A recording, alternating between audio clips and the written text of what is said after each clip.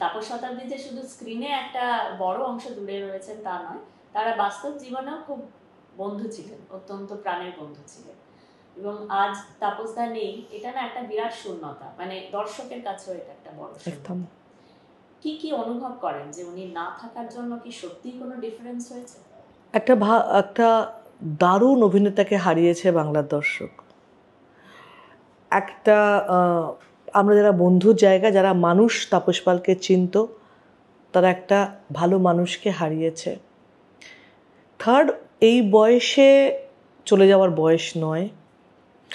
এবং আমার এতদিন এত একসঙ্গে কাজ, এত বছর পলিটিক্স একসঙ্গে করা, সে কারণে সেই বন্ধুত্বর জায়গা থেকে তো একটা ভালো বন্ধুকে হারানো, যে হয় না, যেটা বলছি যে আমি এটা শেয়ার করার, কথা বলার জায়গা হারানো।